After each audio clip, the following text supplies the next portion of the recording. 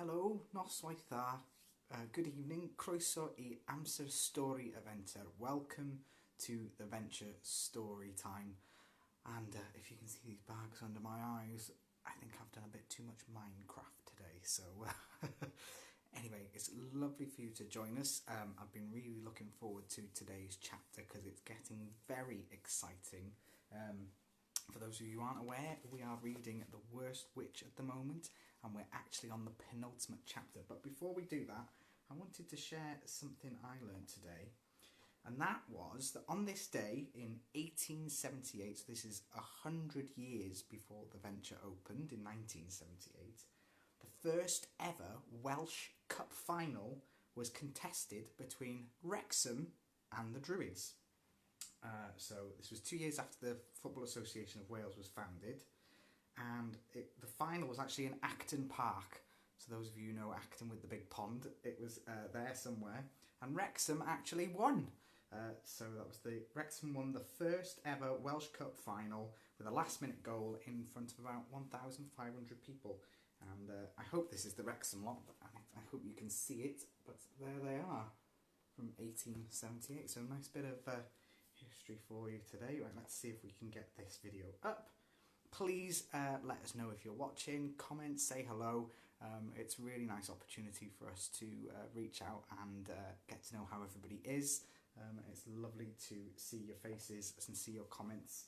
And be sure to send in what it is you've been up to, where you've been on your daily walk, and what you've been doing at home, what you've been making and playing. So yeah, let's crack on. Make sure you've got a nice hot drink. I've got a chocolate poith, a hot chocolate. As usual, I've got a trusty hot water bottle, and I think we'll make a start on it. So, whistle-stop tour of The Worst Witch by Jill Murphy. We've met Mildred Hubble and her friend Maud, who attend Miss Cackle's Academy. Mildred is the worst witch. She's a bit clumsy. We've also met Ethel Hallow, the school bully, who Mildred once turned into a pig. Now, because of that, Ethel put a spell on a broomstick that she lent to Mildred, or borrowed to Mildred, I can never remember which one it is, and during a special display for Halloween, the broomstick kicked Mildred off the broomstick, and the whole display went terribly wrong. There they all are, falling from the sky. Now, in the last chapter, Mildred ran away from the school and encountered this group of witches, one of them looking very familiar indeed, in the woods, and they were planning to take over Miss Cackle's Academy by turning all of the girls into frogs. So Mildred cast a spell and turned them all into snails. And we last saw Mildred walking back to the school with her broomstick and her cat in the satchel, heading back to the school. So, Chapter 9, the penultimate, the one before last chapter of The Worst Witch. Here we go. The school was still completely deserted when Mildred arrived once more at the heavy iron gates. She hurried up the spiral staircase to her room and unpacked her bag so that no one would know that she tried to run away. Just as she was making her way to the door with the box in her arms, the door opened and Miss Hardbroom appeared. Oh, so Miss Hardbroom's the really strict form tutor with her hair in a tight bun. "Would you kindly tell me what you are doing, Mildred?" she asked frostily.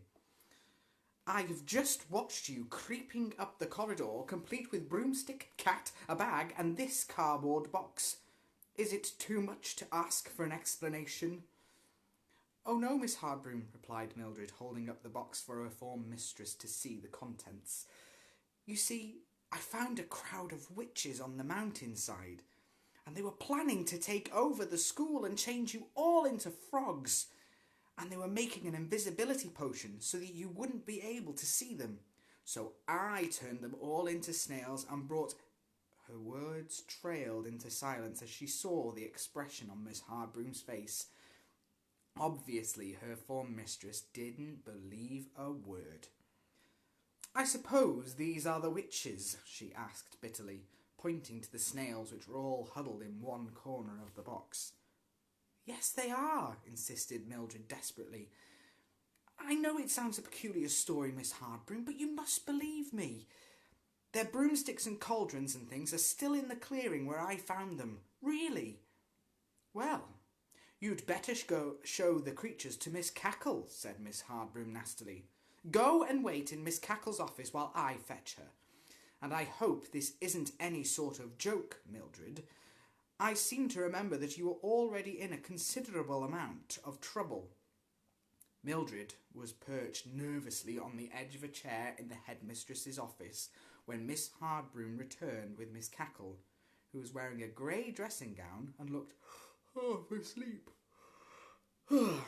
These are they, stated Miss Hardbroom, pointing to the box on the desk. Miss Cackle sat down heavily in her chair and looked first into the box and then at Mildred. Mildred, she said in dramatic tones, I am still suffering from my public humiliation last night. Because of you, the reputation of this school now lies in the mud. And you expect me to believe an incredible story like this? But it's true, cried Mildred. I can even describe some of them. One was tall and thin with grey hair, and there was another one who looked just like you, Miss Cackle. If you'll excuse me being personal. She had green horn-rimmed glasses. Wait a moment, said Miss Cackle, putting her own glasses on the end of her nose. Did you say she had horn-rimmed glasses and looked like me? Yes, Miss Cackle, replied Mildred, blushing. Green ones. I'm sorry if you thought I was being rude. No, child, it isn't that, said Miss Cackle, peering into the box again. Then she turned to Miss Hardbroom. Do you know, I think the girl may be right after all. The person whom she describes sounds exactly like my wicked sister Agatha, who has always been extremely jealous of my position at this academy. Miss Cackle stared over her glasses at the snails. Well, Agatha, she chuckled. So we meet again. I wonder which of these beauties you are. What shall we do with them, Miss Hardbroom? I suggest we change them back into their natural form again. But we can't, cried Miss Cackle. There are 20 of them. Miss Hardbroom looked faintly amused.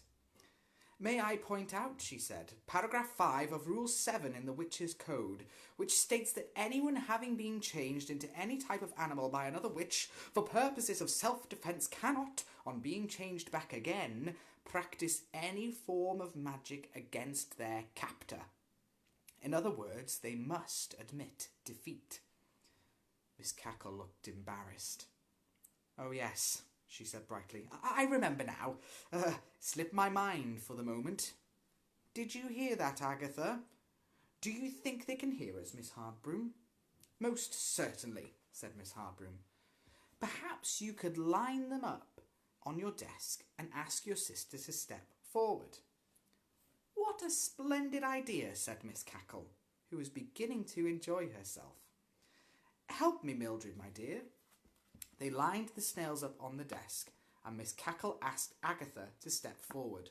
One snail shuffled rather reluctantly out of the line. There's a picture of Mildred and Miss Cackle with the snail stepping forward. Listen, Agatha, said Miss Cackle, you must admit that you don't really have much choice.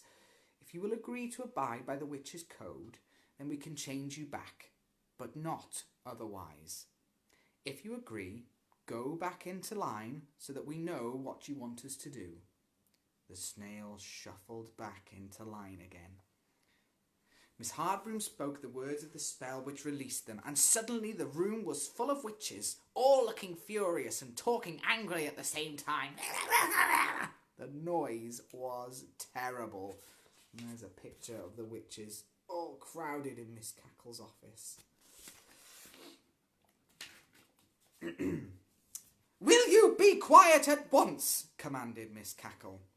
She turned to Mildred, who was still perched on the chair. You may go back to bed, Mildred. And in view of what you've done for the school this morning, I think we will have to forget about the interview you were to have with Miss Hardbroom and myself this afternoon. Don't you agree, Miss Hardbroom? Miss Hardbroom raised one eyebrow, and Mildred's heart sank. "Before I agree, Miss Cackle, if you'll forgive me," she said, "I would just like to ask Mildred what she was doing wandering about on the mountain when she should have been in bed." I was out for a walk, Miss Hardbroom," replied Mildred. And you just happened to have your spell book on you?" Yes," agreed Mildred, unhappily. "Such devotion to the school," said Miss Hardbroom, smiling in an unpleasant way. "Taking your spell book with you wherever you go. I expect you were also singing the school song as you rambled along, weren't you, my dear?" Mildred looked at the floor. She could feel all the other witches staring at her. "I think we must let the child go to bed," said Miss Cackle. "Run along, Mildred." Mildred shot out of the room before the form mistress could say anything else, and was in bed in 5 seconds. And there's Mildred with a tabby cat, all tucked up in bed. What an exciting morning for Mildred. She managed to save the school from everybody being turned into frogs. Well done, Mildred.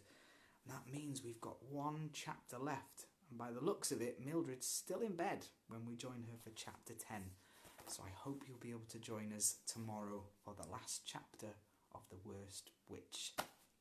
Well, I hope you enjoyed that. I really enjoyed spending this time with you. Let's have a look who was watching. Oh, we had Louise Haggerty. Hello, Louise, to you and Lily. Larissa Roberts from Advanced Brighter Futures. Hello, Larissa. We've also got Ava. Ava, if you're watching, a big shout out to you as well. Be sure to let us know that you've been watching. We'd love to know what you're up to as well. Send in your pictures or anything you've been working on and what you've been doing.